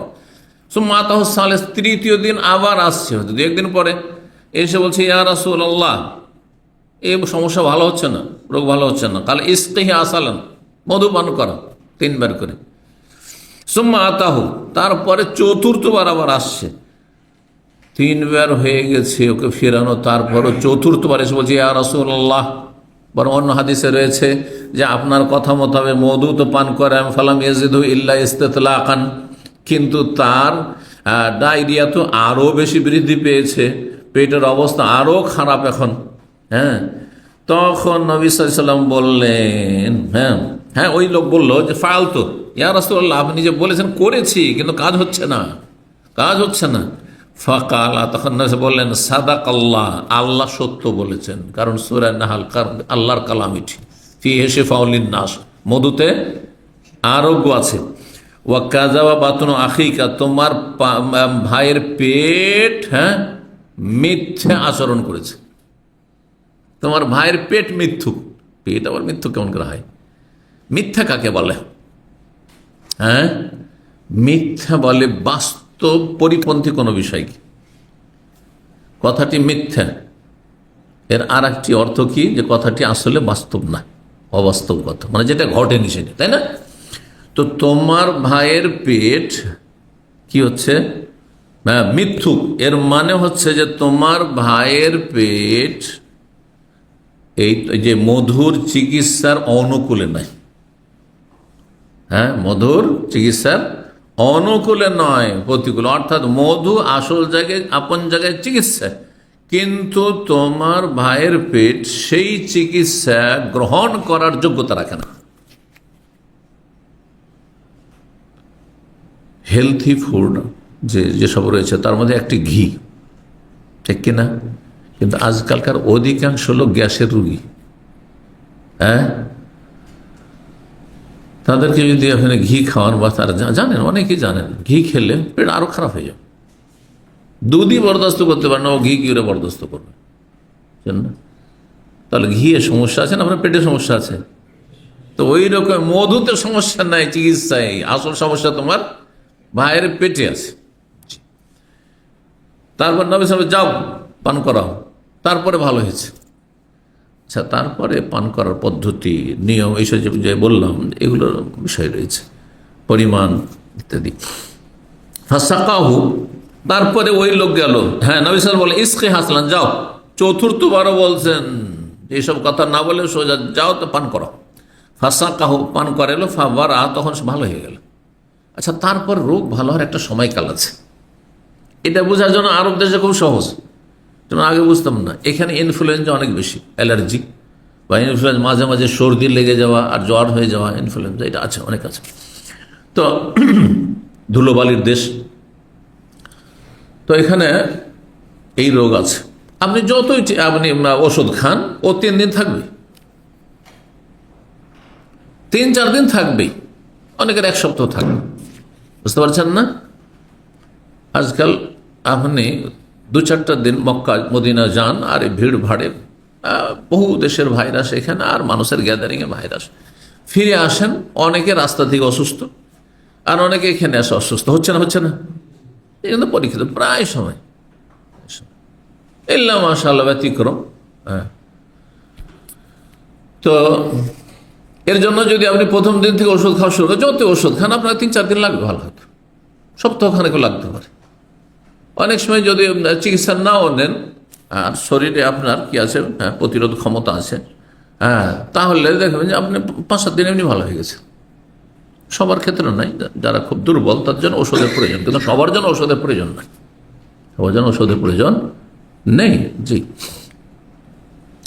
গলার ব্যথা হলে আপনাদেরকে বলি, গলার ব্যথা হলে ডাক্তারকে যে বলেন যে ডাক্তার সাহেব আমার গলায় খুব ব্যথা করছে, কিন্তু হ্যাঁ, বলবে যে তোমার কি কি ইনফেকশন হয়ে গেছে। ইনফেকশন হলে কি করতে হবে তাহলে? হ্যাঁ, অ্যান্টিবায়োটিক ধরিয়ে দিবে আপনাকে, খরচও হইল, আর আপনাকে 5 দিন এখন কোর্সও চালাইতে হবে, আর অ্যান্টিবায়োটিক খাওয়ার পরে এমনি ওষুধে ভালো কাজও হবে না, ঠিক না? আমি নিজের কথা বলছি আপনাদেরকে। একটু সামান্য বেশি ব্যথা হইলে আবার ফিরবে না, কিন্তু বেশি ব্যথা হইতে দেবেন না। সামান্য প্রথম রাত্রে সকালে উঠছে বলে একটু একটু ব্যথা, সাথে সাথে 1 গ্লাস পানি নিলাম, বললাম যে পানি দাও আর লবণ ওতে দাও, আর লবণ দিয়ে গড়গড়া করে, আর তারপরে কোনো কিছু না খেয়ে, আর পানি আগে খেয়ে নিলাম যা খাওয়ার, হ্যাঁ, আর গড়গড়া করে যাতে করে লবণটা আমার গলাতে থাকে, হ্যাঁ থাকে। তো এই লবণ আর পানির গড়গড়াতে ওই ব্যাকটেরিয়া যেটা হয়েছিল ব্যাকটেরিয়াকে মেরে দিল, যার ফলে আর ইনফেকশন হলো না। এই গত সপ্তাহগুলোতে আমার 2 বার করে এরকম হয়েছে, সব ভালো হয়েছে। না অ্যান্টিবায়োটিক নিয়েছি, না কোনো ডাক্তারের কাছে গেছি, আপনাদেরকে বলছি। কিন্তু কথা জানতে হবে ওর প্রয়োগটা, অনেকে জানেন না। গড়গড়া করতে বললাম বাচ্চাদেরকে, আমি বলি ছেলেদেরকে বা মেয়েদেরকে, বাচ্চা গড়গড়া করলো আর তারপরে 5 মিনিট হয়নি বা 2 মিনিট হয়নি পানি খেলো, তো ওই লবণ আর থাকলো না, তো কাজ হবে না, তো কিছুক্ষণ তো থাকতেই দিতে হবে বলে। তো ওই ছোট বাচ্চাটিকে আমি শিখিয়ে দিলাম যে তুমি আগে পানি খেয়ে নাও, তারপরে গড়গড়া করো, আর গড়গড়া করার পরে কিছু খাবে না কিন্তু। তো যাই হোক, ঘরোয়া চিকিৎসা অনেক সময় উপকারী, আপনাকে অনেক ক্ষয়ক্ষতি থেকে বাঁচাবে। ওষুধ খেলে তার সাইড এফেক্ট আছে, তারপরে খরচা আছে, ব্যয়বহুল হয়রানিও আছে। আর একটু যদি ওটাতে বিলম্ব করে দেন তাহলে সেটা রোগ বেড়ে গিয়ে আপনার তখন কঠিন অবস্থা। আচ্ছা, গলা বেশি ব্যথা হয়ে যখন ইনফেকশন হয়ে যাবে তখন গলা বসে যাবে, আপনি আর কথাই বেরোচ্ছেন আপনার, এগুলো হয়ে যাবে। সময় না জানবে কারণ আমরা হজে গেলে হজ থেকে এসে গলা বসে যেত, আর কি যে ব্যথা, ঢোক গিলতেই পারছি না। কিন্তু এইসব জিনিস জানলে আর আমল করলে খুব সহজ। জাযাকুমুল্লাহ খাইর। তো এই ছিল হাদিস। ফাসাকাহু ফাবারাহ, সে বারবার করে যখন মধুপান করালো ভাইকে, তখন সে ভালো হয়ে গেল, তার রোগে নিরাময় হয়ে গেল। 5 নম্বর অধ্যায় হচ্ছে বাবু দাওয়ায়ে বে আলবানিল এবেলে, অধ্যায় হচ্ছে চিকিৎসা করা উটের দুধ দিয়ে। হ্যাঁ, উটের দুধও চিকিৎসা আছে, কিন্তু কোন রোগের চিকিৎসা আছে উটের দুধ বিশেষজ্ঞর কাছে জানতে হবে। মানে আমি হয়তো এটা জানি না, কিন্তু যারা উটের উট যারা লালন পালন করে, উটের পালের মালিক অথবা উটের রাখাল, তারা বলতে পারবে, অথবা এই সম্পর্কে যারা লেখাপড়া করেছে বা জানে, পরম্পরা হয়তো শিখেছেন, জানে তারা। সব রোগে উটের দুধ খেলে তো কাজ হবে না, কোন রোগে খেতে হবে, কতটা পরিমাণ খেতে হবে জানতে হবে। 5685 নম্বর হাদিস। হাদিস মানে করছেন আনাস রাদিয়াল্লাহু তাআলা আনহু বলছে, আন্নান নাসান কানা বিহিম সাকামুন, কিছু লোক রোগে আক্রান্ত হয়ে যায়। কিছু লোকেরা বাইরে থেকে আসে, অন্য রিওয়ায়াতে রয়েছে এটা 2 বংশের লোক, ওকাল বংশের আর ওরাইনা বংশের ছিল। ওকাল ওরাইনা মদিনার আনাচে কানাচে বেদুইন এলাকায় তারা বসবাস করত।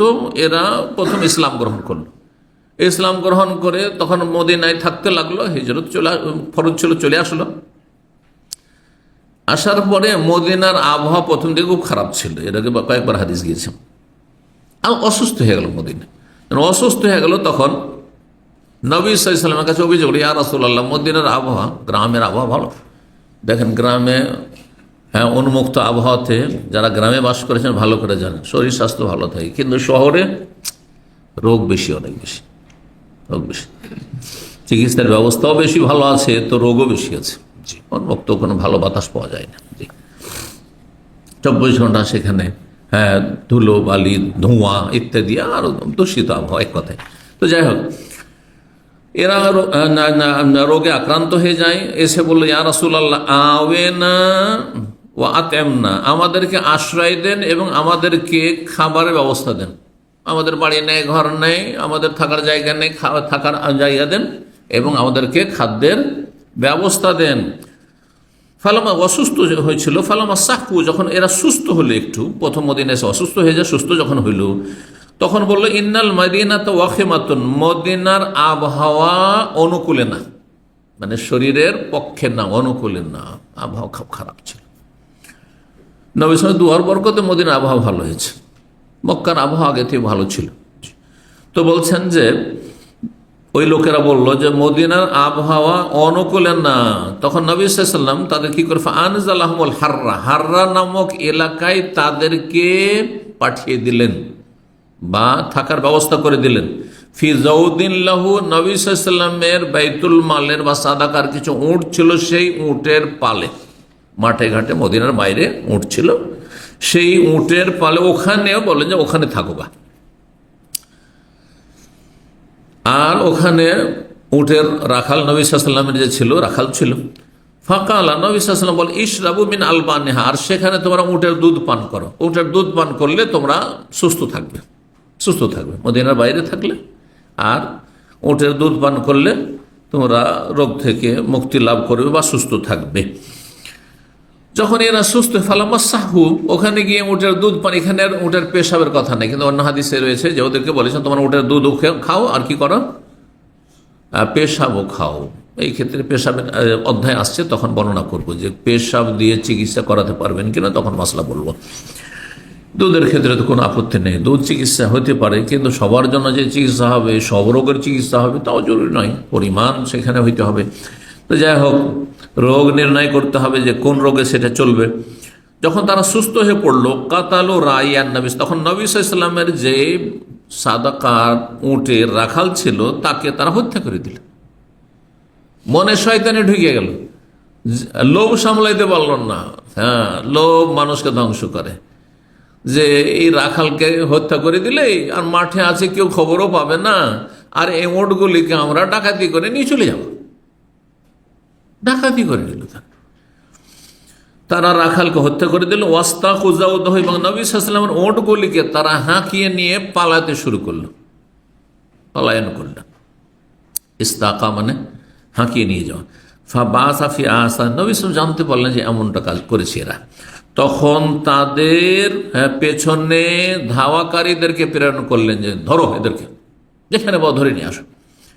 ফাকাতা, এই ধরে নিয়ে আসার তাদেরকে, তারপরে তাদের হাতগুলি কেটে দেওয়া হলো, তাদের পাগুলি কেটে দেওয়া হলো। কেন কাটা হলো? এইভাবে তারা করেছিল, অঙ্গহানি করেছিল। তারা নবী রাখালগুলির হাত পা কেটেছিল, চোখ উঠিয়ে নিয়েছিল, যেইভাবে তারা খুন করেছিল ওইভাবেই তাদের খুন করা হয়েছে, মনে রাখতে হবে। অথচ নবী রাহমাতুল্লিল আলামিন, কিন্তু রাহমাতুল্লিল আলামিন মানে এই নয় যে অপরাধীকে ছেড়ে দাও, তাহলে অপরাধ বাড়তে থাকবে। আজকে সারা বিশ্বে অপরাধ বাড়তে আছে কেন? কারণ অপরাধীদের যথাযথ শাস্তি হয় না। ইসলামী আইনের যদি বাস্তবায়ন হয়, একজনের ওপর যদি কেসাস কায়েম করা, খুনের বদল খুন, একজন জেনাকারীকে যদি রজম করে পাথর দিয়ে সংসর্গ করা হয়, গোটা দেশের যত লম্পট আছে আর খনি আছে আর ডাকাত আছে, অসৎ লোকেরা সব সোজা হয়ে যাবে, সব সোজা হয়ে যাবে। কিন্তু জানিয়ে প্রকাশ্যে করতে হবে, কিন্তু তা তো হচ্ছে না। জেল হাজত দিয়ে কখনো মানুষকে সংশোধন করা যায় না। কোনগুলিকে সংশোধন করা যাবে? যেগুলির দণ্ডবিধান ফরজ হয়নি, হয়তো কিছু অপরাধ করেছে, যাতে জেলে কিছু বন্দী রেখে আর তাদেরকে ইসলামের শিক্ষা দিয়ে আর ইসলামী তরবিয়ত করে তাদের সংশোধন করা, তওবার দিকে নিয়ে আসা, তাদের সংশোধন দিকে নিয়ে আসা, সেটা ভিন্ন বিষয়। কিন্তু যাদের ওপর আল্লাহর হদ কায়েম হয়ে গেছে, হদ কায়েম না করলে, দণ্ডবিধান কায়েম না করলে কখনো আল্লাহর জমিনে শান্তি হবে না, শান্তি হবে না।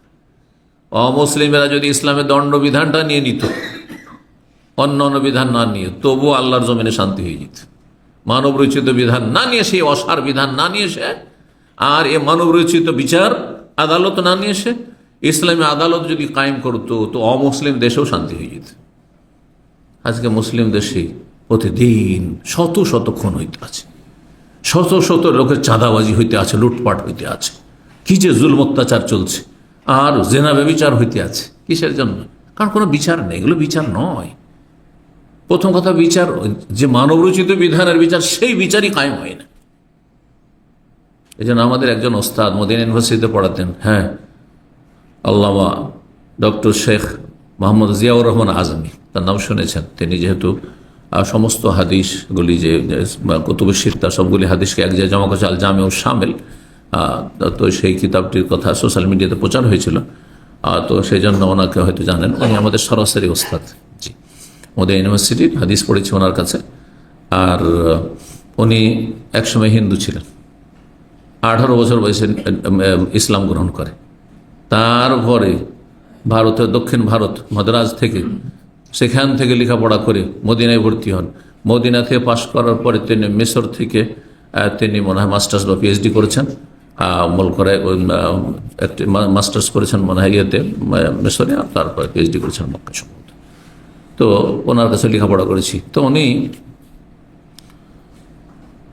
বলতেন একটি কথা, খুব মূল্যবান কথা, যে ভারত, বাংলাদেশ, পাকিস্তানের কথা বলতেন। কারণ যেহেতু এই সব উপমহাদেশ থেকে তার সম্পর্ক, তিনি বিয়েও করেছিলেন পাকিস্তানি একটা ফ্যামিলি পাকিস্তানে, তো পাকিস্তান যাতায়াত করতেন। বলছে পাকিস্তান, ভারত, বাংলাদেশে আজকের অপরাধী, হ্যাঁ আজকের অপরাধী 2-4 বছর পরে সে মায়া মমতার পাত্র হয়ে যায়। খুব দামি কথা। আজকে যে লোকটি ধর্ষণ করেছে, যে খুন করেছে, ওকে সাথে সাথে সাজা দিলে সবাই, গোটা দেশবাসী খুশি হইতো, কিন্তু মৃত্যুদণ্ড দিলেও খুশি হইতো, হয়তো না, হয়তো না। কিন্তু এই কেস ঝুলতে থাকে 5 বছর 10 বছর, আর 5 বছর 10 বছর পরে যদি মৃত্যুদণ্ড দেয়, তো গোটা দেশবাসী হায়, ওফ, লোকটার জীবন চলে গেল, লোকটাকে ফাঁসিতে ঝুলিয়ে দিল, ঠিক কিনা? কথাটার ব্যাখ্যা দেখলেন না? অথচ যখন অপরাধটা করেছিল সবাই তার উপর, একবার তার উপর সবাই এত রেগেছিল, হ্যাঁ, যে এর প্রতিশোধ হতেই হবে। কিছুই না, ভুলে গেছে মানুষ এত বড় অপরাধ করেছে, এত বড় অপরাধ করেছে। মানব রচিত বিধান হচ্ছে অসার বিধান, এতে কোনো সার নেই। আল্লাহ হেফাজত করে সব অনিষ্ট থেকে।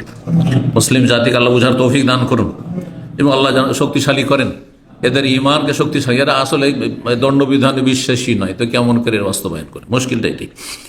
আল্লাহ হেফাজত করুন। তো রাসূলুল্লাহ সাল্লাল্লাহু আলাইহি ওয়াসাল্লাম কি করলেন? নির্দেশ দিলেন যে তাদের হাত পা কেটে না হোক, যেহেতু রাখালের হাত পা কেটেছে।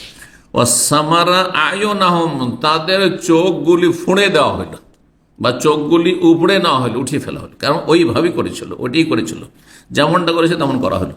ফারাআইতুর রাজুলা মিনহুম, তাদের কাউকে কাউকে দেখলাম, ইয়াকদেমুল আরদা বিলিসানিহি, সে জিহ্বা দিয়ে ছটপট করছে, হ্যাঁ, যে হাত পা কাটা হয়েছে, আর তারপর ছটপট করছে, এখনো বেঁচে আছে, পড়ে আছে। আর ওই রকমই আচরণ করেছিল, হ্যাঁ, আর নৃশংসভাবে হত্যা করেছিল রাখালকে, তাই তাদেরকে ওইভাবে ফেলে রাখা হয়েছিল, আর ছটপট করছিল, আর জিহ্বা দিয়ে মাটিতে সে কি করছিল? হ্যাঁ, মাটি চুষছিল, যে মাটিতে কোনো পানি বা কোনো রস পায় কিনা, এরকম। হাত্তা ইয়ামুত, এই অবস্থায় তারা মারা গিয়েছিল, এই অবস্থায় মারা গিয়েছিল। قال سلف بلغني أن الحجاج قال لأنس حدثني بأشد عقوبة عاقبه النبي صلى الله عليه وسلم। হাজ্জাজ বিন ইউসুফ জালেম বাসরার গভর্নর ছিলেন, বড় জুলম অত্যাচার করেছেন কঠোর অপরাধীদের ক্ষেত্রে। যদি কাউকে ভেবে না যে অপরাধী, হ্যাঁ, বা বিরোধী, তাহলে কঠিন শাস্তি। ওর কাজই ছিল মানুষ খুন করা, এত বড় কুখ্যাত জালেম ছিল। তো সে আনাস রাদিয়াল্লাহু তাআলা আনহু যেহেতু বাসায় থাকতেন, তাকে জিজ্ঞাসা করলো যে হাদ্দাসনি বিআশাদ্দি উকুবা, সবচেয়ে কঠিন শাস্তির কথা আমাকে বর্ণনা করুন যা নবী সাল্লাল্লাহু আলাইহি ওয়াসাল্লাম তার জীবদ্দশায় দিয়েছেন, সবচেয়ে কঠিন শাস্তি। ফাহাদ্দাসাহু বিহাযা, তখন এই হাদিস বর্ণনা করেছেন নবী সাল্লাল্লাহু আলাইহি ওয়াসাল্লাম জীবনে একবারই কঠিন শাস্তি দিয়েছেন, তা হচ্ছে এভাবে হাত পা কেটে আর চোখ ফুড়ে দিয়ে শাস্তি দেওয়ার, তারপরে মেরে ফেলা। ফাবালাগাল হাসান ফাকালা ওয়াদাতু আন্নাহু লাম ইউহাদ্দিস। হাসান বসরি রাহিমাহুল্লাহর কাছে যখন এই খবর পৌঁছিল যে হাজ্জাজ বিন ইউসুফ একে তো জালেম, কুখ্যাত খুনি, আর তাকে যদি এই হাদিস বয়ান করে দেওয়া হয়, তো তার জন্য তো একটা দলিল হয়ে গেছে, নবী সাল্লাল্লাহু এইভাবে করেছেন, আমি ওইভাবে খুন করব অপরাধীকে, তাই না? তাই হাসান বসরি বলছেন, যখন এই খবর পৌঁছিল যে আনাস বিষয়টা ওইভাবে চিন্তা না করে হাদিস চেয়েছে, হাদিস বলে দিয়েছেন নবী সাল্লাল্লাহু, হাদিস লুকানো ঠিক না, গোপন রাখা যায় নয়, এই চিন্তা করেছেন। তখন হাসান বসরি বলছেন, ওদের তো আমি পছন্দ করি যে আন্নাহু লাম ইউহাদ্দিস, যদি তিনি আনাস এই হাজ্জাজ কুখ্যাত জালেম খুনিকে হাদিস না বয়ান করতেন, এটাই ভালো হইত। কারণ এই হাদিস পেয়েও সুযোগ পেয়ে গেল, হ্যাঁ, যে যাকে মৃত্যুদণ্ড দেবে ও হাত পা কেটে নিবে, চোখ উপরে নিবে, ওইগুলি করবে। তাহলে সব কথা সবকে বলা যায় না, এটা একটা হিকমা। দুর্বল ইমানের লোককে যদি সামান্য একটু ছাড় দেন, তিলকে তাল করে ফেলবে, সব হালাল করে ফেলবে, সব হালাল করে ফেলবে, বুঝছেন না? দুর্বল ইমানের যুবক ছেলেকে যদি ফতোয়া দেন যে কোনো মহিলাকে, মেয়েকে পায়গাম দেওয়া যায়, তো ডাইরেক্ট তখন টেলিফোন করা শুরু করে, তাই না? বিশেষ পরিস্থিতিতে হয়তো যাই, ওই রকমই দুর্বল ইমানের কোনো মেয়েকে যদি হাদিস শোনা নজা আরো বলা যায় যে নবী সাল্লাল্লাহু আলাইহি সাল্লামের সামনে এসে মহিলা বলেছে, ঠিক না? আর তারপরে নবী সাল্লাল্লাহু আলাইহি ওয়াসাল্লাম যখন বিয়ে করলেন, তখন এক সাহাবী এসে বলছে আমার বিয়ে দিয়ে দিতে তাহলে এর সাথে। তো এই হাদিস থেকে তিলকে তাল করে মনে করো তাহলে আমিও কোনো ছেলেকে পছন্দ হয়েছে, লাইক করি, তা না আমিও বলি যে তোমাকে আমি খুব লাইক করি, তুমি আমাকে বিয়ে করে না, ফিতনা জেনার রাস্তা খুলে যাবে এরকম করে, কথা বোঝা গেছে না? তো কিন্তু যার মধ্যে আল্লাহ ভীতি আছে আর প্রয়োজন আছে জানানোর, ফিতনা থেকে মুক্ত থাকার জন্য কারো মাধ্যম দিয়ে জানানো হোক, বাবার মাধ্যমে জানাবে, ভাইয়ের মাধ্যমে জানাবে, বাবা ভাইয়ের মাধ্যমে জানাতে পারছে না, হয়তো কোনো আলেমের মাধ্যমে জানাবে, পরিষ্কার লোকের মাধ্যমে জানাবে, কোনো বয়স্ক মানুষ 70-80 বছর বয়সের মানুষ যার সাথে ফিতনার সঙ্গে নেই, তার মাধ্যমে তাকে বলবে বিয়ের ব্যাপারটা, তার মাধ্যমে জানাবে। এক কথায় হারাম থেকে বাঁচার জন্য আপনাকে যথাসাধ্য কি রাখতে হবে, তদবির রাখতে হবে, সর্বাত্মক চেষ্টা থাকতে হবে। 6 নম্বর অধ্যায় বাবুদ দাওয়াবি আবু আলিল এবেল। এই অধ্যায় হচ্ছে চিকিৎসা করা ওটের পেশাব দিয়ে। ওটের পেশাব দিয়ে চিকিৎসা নবী সাল্লাল্লাহু আলাইহি ওয়াসাল্লাম করেছেন, ঠিক আছে না? কিন্তু নবী সাল্লাল্লাহু আলাইহি ওয়াসাল্লামের জামানায় আজকালকার মতো চিকিৎসা অবস্থা ছিল না, না ছিল, সামান্য কিছু চিকিৎসা ছিল। সেই জন্য যেই রোগ ছিল সেই রোগের চিকিৎসার ক্ষেত্রে নবী সাল্লাল্লাহু আলাইহি ওয়াসাল্লাম নিশ্চয়ই ওহীর মাধ্যমে জেনেছেন। তো নবী সাল্লাল্লাহু আলাইহি ওয়াসাল্লাম বলেছেন যে ওটার দুধ খাওয়া, পেশাব খাওয়া, ভালো হয়ে যাবে তোমরা। তো এখনও যদি এমন কোনো রোগ হয়, ওলামারা বলেছেন এমন কোনো রোগ হয় যেই রোগের ক্ষেত্রে বিশেষজ্ঞ ব্যক্তি, বিশেষজ্ঞজন বলছেন যে ওটের পেশাব খাওয়াইলে রোগ ভালো হবে, তাহলে খাওয়াবেন। কথা বোঝা গেছে না? ওটের পেশাবের হাদিসকে সামনে রেখে কিছু হিন্দু, যেহেতু অনেক হিন্দুর হাদিস জানে, বলছে যে নবী সাল্লাল্লাহু আলাইহি ওয়াসাল্লাম তোমাদের নবী ওটের পেশাব খেতে বলেছেন, আমরা গোমূত্র খেলাম তো কি হলো? দুটোতে পার্থক্য আছে, কোথায় শেখ সাদি, কোথায় বকরির নেদি, কথা বলছেন না? কোথায় নেতাজি আর কোথায় পিয়াজি, বুঝতে পেরেছেন? নবী সাল্লাল্লাহু আলাইহি ওয়াসাল্লাম ওই কয়েকজন ওই বেদুইন, ওকাল ওরাইন কয়েকজন, 6 থেকে 7 জন ছিল জন হাদিসে এসেছে। তো এই কয়েকজন কি খেতে বলেছেন? তাদের রোগের চিকিৎসার জন্য উটের পেশাব আর উটের দুধ খেতে বলেছেন। না সব সাহাবীকে বলেছেন যে রোগ হইলেই তোমরা কি খাও? উটের পেশাব খাও, বলেছেন না? বলেননি। তাহলে 2 নম্বর কথা, নবী সাল্লাল্লাহু আলাইহি সাল্লামকে উটের পেশাবকে মহত্বপূর্ণ, বরকতপূর্ণ বলেছেন না চিকিৎসা হিসাবে বিশেষ রোগের ক্ষেত্রে, তাই না? কোনো বরকত বলেননি। কিন্তু গোমূত্র হিন্দুদের কাছে একটি মহত্বপূর্ণ পানীয়, তাই না? ফজিলতপূর্ণ, একবারে মোবারক পানি, ঠিক কিনা? সুতরাং এই জন্য বললেন কোথায় নেতাজি, কোথায় পিয়াজি, তারা এটি দলিল না। যদি তোমাদের কোনো বিশেষজ্ঞ বলে যে অ্যালোপ্যাথ ওষুধ চাইতে আর হোমিওপ্যাথ আর এইসব বায়োকেমি, এইসব যত ওষুধ আছে, হেকেমি আর আয়ুর্বেদ, এর চাইতে ভালো চিকিৎসা ওই রোগের ক্ষেত্রে গোমূত্র, তখন ওই রোগীকে খাওয়া না, সবাই খাবে তাবারকের জন্য, গঙ্গা জলের মতো খাওয়া শুরু করেছে, কথা বলছেন না? না, মোটেই না। সুতরাং এটি দলিল নয় যে নবী সাল্লাল্লাহু আলাইহি সাল্লাম উটের পেশাব কয়েকজন লোককে খেতে বলেছেন চিকিৎসার জন্য, সেই জন্য তোমরা গোমূত্রকে তার সাথে তুলনা করে, মোটেই তুলনা চলবে না। জি, 5686 নম্বর হাদিস। আনাস রাদিয়াল্লাহু তাআলা আনহু আন্নান নাসান ইজতাউল মদিনাতে, কিছু লোকেরা মদিনার আবহাওয়া তাদের অনুকূলে হলো না, তাদের অসুস্থতা বাড়িয়ে দিল। ইজতাউল মদিনা মানে মদিনার আবহাওয়া তাদের অনুকূলে হইল না, আবহাওয়াতে তাদের শরীর সুস্থ থাকছে না। ফামার আহমদ নবী সাল্লাল্লাহু তাদেরকে নির্দেশ দিলেন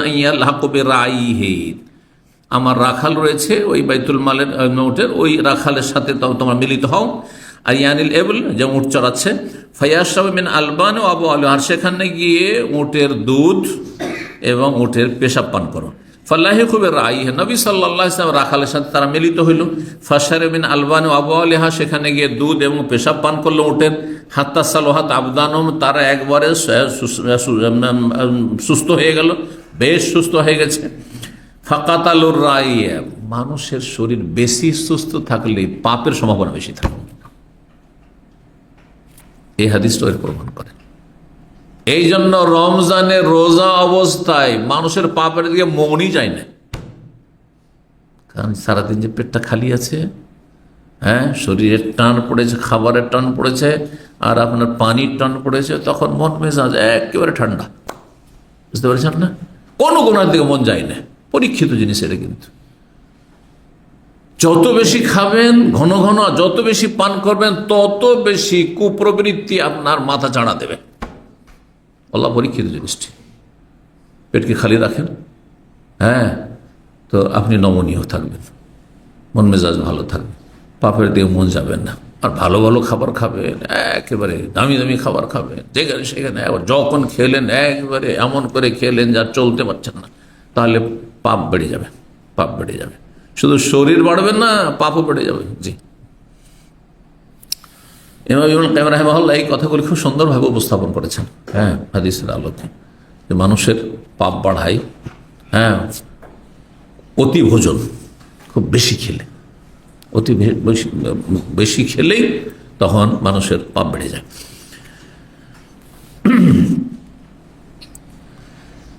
যখন রাখালকে খুন করে দিল, ফাকাতালু রাইয়া, রাখালকে খুন করে দিল, ওয়াসাকুল এবলার ওটগুলি নিয়ে পালিয়ে গেল।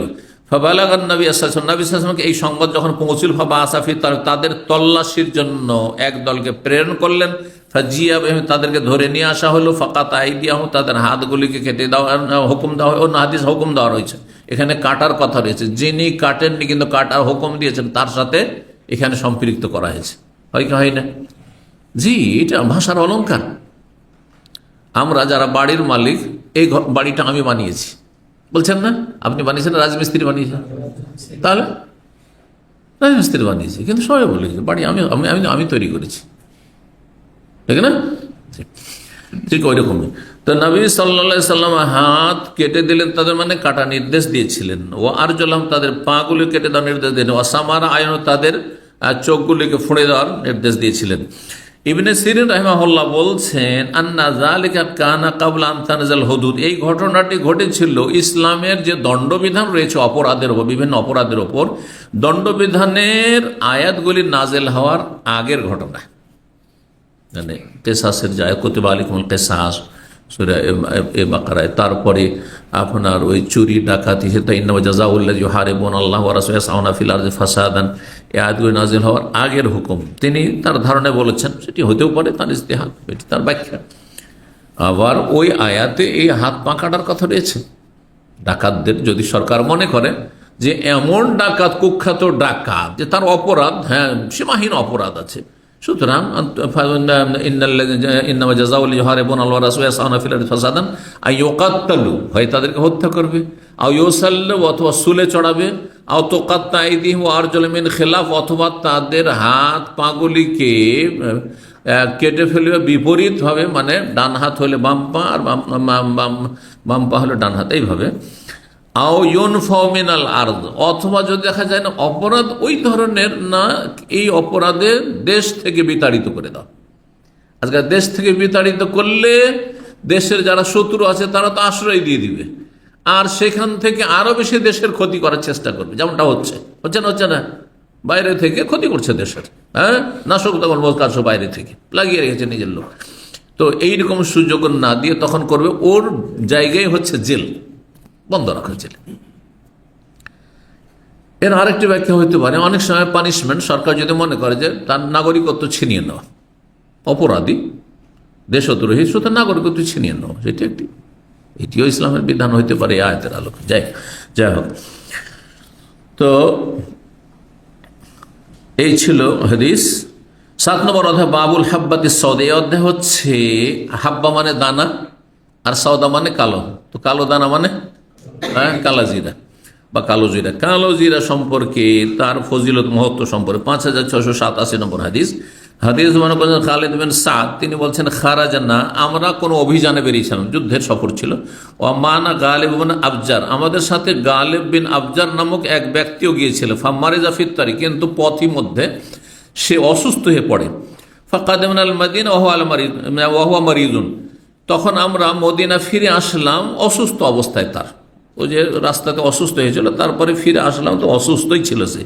ফাআদাহ ইবনু আবি আতিক তাকে দেখতে আসলো। ফাকাল আলানা, এসে বলল আলাইকুম বিহাযিল হুবাইবাতি সুওয়াইদা। হুবাইবা হাব্বাতুনের তাসগীর, আর সুওয়াইদা সওদার তাসগীর। তাসগীর বলা হয় মানে ছোট দেখানো, দানা যেহেতু ছোট। তো আলাইকুম বিহাযিল হুবাইবাতি সুওয়াইদা, তোমরা ব্যবহার করো এই কালো দানা মানে কালো জিরা। ফাখুযু মিনহা খামসান, কি পদ্ধতি, এখানে পদ্ধতি বর্ণনা করা হয়েছে। 5টি অথবা 7টি শুধু দানা নেবে। কালো জিরা কয়টি নেবে? 5টি অথবা 7টি। ফাসহাকুহা, সেগুলিকে পিষে নাও। এটা নবী সাল্লাল্লাহু আলাইহি ওয়াসাল্লামের কথা না, কার কথা? ইবনু আবি আতিক। তাহলে কোন একজন বিশেষজ্ঞ ছিলেন, চিকিৎসা করতেন, তিনি এই সম্পর্কে তিনি অভিজ্ঞ ছিলেন, তিনি এই তরিকা বর্ণনা করে দিলেন মদিনায়। ফাসহাকুহা, সেটাকে ভালো করে পিষে নাও। সুম্মাকতুরুহা ফি আনফিহি বিকাতারাতি যাইতিন ফি হাযাল জানিব, তারপরে সেটা তোমরা ড্রপ হিসাবে বিন্দু বিন্দু তার নাকে দাও কয়েক ফোঁটা জৈতুন তেলের সাথে মিশিয়ে। কার সাথে মিশিয়ে? তাহলে এই 7টি বা 5টি কালো জিরার দানা পিষে একবারে তারপরে তেলে মিশিয়ে নেন আপনি, জৈতুন তেলে। জৈতুন তেলও বরকত, তাতেও চিকিৎসা রয়েছে। যেটিকে বরকত বলা হয়েছে কোরআন হাদিসে, তাতে কিন্তু চিকিৎসা রয়েছে। তো জৈতুন তেলের উপকারিতা আছে। ঘুমাবার আগে অনেকেই, একজন শাইখ এখানে আছেন, এই জামা মসজিদের ইমাম যিনি আছেন এখানে, যে বড় জামা মসজিদ, তো উনি অনেক আগে থেকে আমার পরিচিত, খুব ঘনিষ্ঠ মানুষ। তো উনি বলেন যে আমার প্রতিদিনের কত বছর থেকে, আমার যে অনেক বছর থেকে আমার নিয়ম হচ্ছে যে ঘুমাবার আগে আমি একটু জৈতুন খেয়ে শুয়ে যাব। এটা আমিও করি, ভুলে না গেলে এটাও চেষ্টা করি। হতে হয় কি, গলাটা সুন্দর থাকে, জৈতুন। কেউ কেউ আবার সকালেও খেতে বলে, যার জন্য যেটা সুবিধা হয়। তো এইভাবে জৈতুন তেলে মিশিয়ে, কি মিশিয়ে? কালো জিরা, ওই যে 7টি বা 5টি পিষে নিয়ে তারপরে নাকে দিয়ে দাও। ফি হাযাল জানিব, এই যে নাকে ড্রপ হিসেবে। ফাইনা আয়েশা রাদিয়াল্লাহু আনহা হাদাসাতনি, তারপরে এর দলিল বর্ণনা করেছেন যে আয়েশা রাদিয়াল্লাহু তাআলা আনহা তিনি বর্ণনা করেছেন, আন্নাহা সামিআতিন নবী, তিনি নবী সাল্লাল্লাহু আলাইহি ওয়াসাল্লাম থেকে শুনেছেন, ইন্না হাযিহিল হাব্বাতাস সাওদা শিফাউ মিন কুল্লি দা, এই কালো জিরা প্রতিটি রোগের চিকিৎসা। ইল্লা মিনাস সাম, তবে সাম মানে হচ্ছে মৃত্যু। কুলতু, সাম শব্দটি আরবি যারা বুঝে তাদের জন্য সেই যুগে একটু কঠিন শব্দ ছিল। যেমন অনেক বাংলা আছে আপনাদের জন্য, অনেকের জন্য কঠিন, বুঝবেন না সেটি, তাই না? কুলতু, আমি বললাম ওয়ামাস সাম, সাম আবার কি জিনিস? কাল আল মউত, সমস্ত রোগের চিকিৎসা রয়েছে, একমাত্র কিসের চিকিৎসা নেই? মরণের চিকিৎসা নেই। মরণের কোনো চিকিৎসা নেই। যখন মরণ আল্লাহর ফয়সালা আছে, ও আসবেই। 5688 নম্বর হাদিস বর্ণনা করেছেন আবু সালামা ইবনে সাঈদ ইবনে মুসাইয়্যিব, দুইজন প্রখ্যাত তাবেঈ রাহিমাহুমুল্লাহ। আন্না আবু হুরায়রা রাদিয়াল্লাহু আনহু আবু হুরায়রা রাদিয়াল্লাহু তাদেরকে জানিয়েছেন, তিনি রাসূলুল্লাহ সাল্লাল্লাহু আলাইহি ওয়াসাল্লাম থেকে বলতে শুনেছেন, ফিল হাব্বাতিস সাওদা শিফাউ মিন কুল্লি দা ইল্লা সাম, কালো জিরাতে সমস্ত রোগের চিকিৎসা রয়েছে একমাত্র মৃত্যু ছাড়া। ইবনে শিহাব রাহিমাহুল্লাহ জোহরি তিনি বলেন, ওয়াসাম আল মউত, সাম হচ্ছে মৃত্যু, আর হাব্বাতুস সাওদা আর কালো দানা হচ্ছে আসুনিজ, যেটিকে আরবি ভাষায় সুনিজও বলা হয়। সুনিজ মানে হচ্ছে কালো জিরে। তো কোনো কোনো অঞ্চলে সুনিজ বলে, কোনো অঞ্চলে হাব্বাতুস সাওদা বলে। জি, একই জিনিসের বিভিন্ন নাম বলা হয়। আমি এবার লন্ডনে গিয়ে সিমের একটি বাংলা শিখে আসলাম। জানেন সিলেটি ভাষাকে বুঝেন? সিলেটিরা সিমকে কি বলে? এই দেখেন, উরি। মুখস্থ আছে, মেলা মেলা শিখেছি, কিন্তু অনেকগুলো ভুলে যাই। তাই মনে কিছু কিছু ওদের আলাদা ভাষা কিছু আছে, কথা বলছেন। তারা বিশেষ একটা মাছে একটা টক দিয়ে তৈরি করে, ওটার নাম মাছ বলবেন না, ওই ট্যাঙ্গা, ওর নাম কি ট্যাঙ্গা, জি হ্যাঁ। তো যাই হোক, তো এক এক এলাকার এক এক ভাষা রয়েছে। এই সৌদি আরবের পূর্ব এলাকায় জানালাকে এরা দারিসা বলে, শব্দটি ফার্সি, কিন্তু এরা আরবি করে নিয়েছে এটা। হ্যাঁ, ফার্সি শব্দকে আরবিতে ঢুকিয়ে, কারণ ফার্সির প্রভাব ছিল, এখানে রাজত্ব ছিল এক সময়, তো এখানে প্রভাব ছিল ফার্সি ভাষার। তো দারিসা বলছেন আপনারা এখানে, কিন্তু দারিসা আরবি নয়, মোটেই নয়, কিন্তু আরবির মতো হয়ে গেছে। কিন্তু আপনি মক্কা মদিনা যান, রিয়াজ যান, সেখানে কি বলবে? সুব্বাক বলবে। সুব্বাক মানে জানালা। নাফেজা বলতে পারে, নাফেজা মানে জানাল হয়। এক এক অঞ্চলে এক এক ভাষা রয়েছে। বাবু তালবিন, 8 নম্বর অধ্যায়, বাবু তালবিনা তেল মারিজ। এ অধ্যায় হচ্ছে রোগীকে তালবিনা পান করানো বা তালবিনা খাওয়ানো। তালবিনা বার্লির মধ্যে, এর আগে এর ব্যাখ্যা দিয়েছে, বার্লি বলা যায় বা বার্লির কাছাকাছি কোনো কিছু, জব পিষে বা ভেঙে আর তারপরে সেটা পাক করা বিশেষ পদ্ধতিতে। 5600 আর জবে ফায়দা আছে। বার্লি আমরা যখন ছোটকালে ডাক্তার কাছে, মনে আছে আমার আব্বা রাহেমাহুল্লাহ, একটি ডাক্তার গোটা গ্রাম অঞ্চলে ছিল, তো ওর কাছে নিয়ে যেত অসুস্থ হইলে। তো বলতো, আমার বয়স 8 বছর 10 বছর, কিন্তু কথাগুলি এখানে মানে রেকর্ড হয়ে আছে। তো ওই ডাক্তার সাহেব বলতেন, মুসলিম ডাক্তার ছিলেন, বলতেন রাহেমাহুল্লাহ তাআলা যে এই বার্লি খাবেন, বার্লি আচ্ছা, বার্লি হচ্ছে জব, হ্যাঁ, কিন্তু মনে করতাম এটাই বা কি জিনিস। তো যাই হোক, আয়েশা রাদিয়াল্লাহু তাআলা আনহা থেকে বর্ণিত 5689 নম্বর হাদিস, আন্নাহা কানাত তা'মুরু বিত-তালবিনিল মারিজ।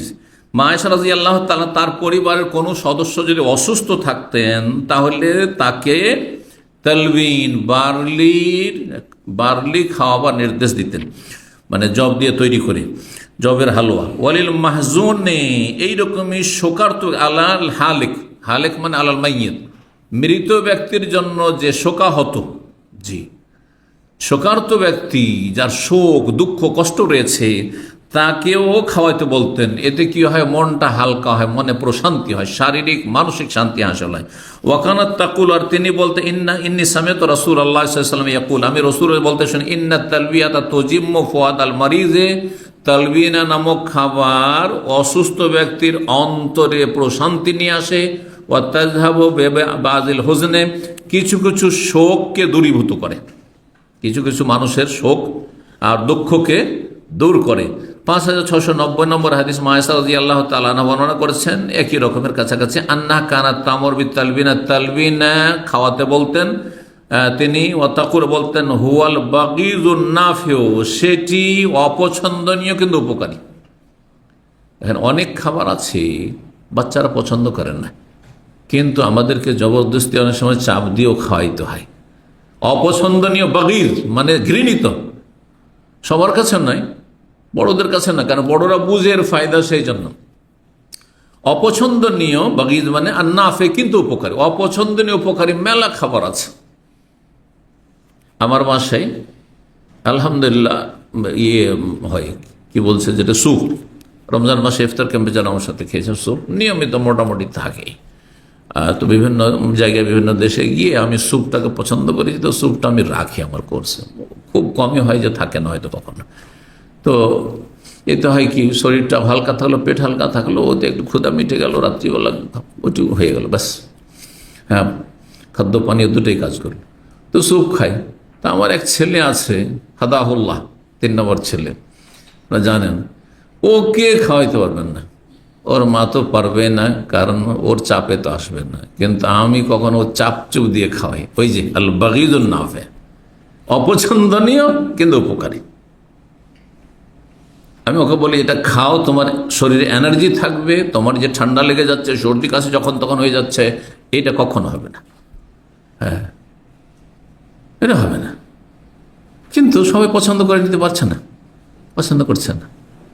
অনেক শাক, কত যে উপকারী আছে, শাক খায়, খুব শাক খায়, তো শাক খায়, অনেক বাচ্চারা শাক খেতে চান না, ওদের চিকেন দিয়ে দিতে হয়ে গেল। তারপর সবাইকে ট্রেনিং করেছি, পাট শাক খেতে হবে, এই শাক খেতে হবে, অমুক শাক খেতে হবে, শাক একটার পর একটা শাক থাকবে। কথা বুঝতে পেরেছেন? আর অনেক সময় হয় পছন্দনীয় নয় কিন্তু উপকারী, সুতরাং খাওয়াইতে অভ্যাস করতে হবে। তো এই কথা বলছিলাম। তো এখানে আজকের আলোচনা শেষ করি। জাযাকুমুল্লাহু খাইরান ওয়া সাল্লাল্লাহু আলা মুহাম্মদ ওয়া আলা আলিহি ওয়া সাহবিহি আজমাইন।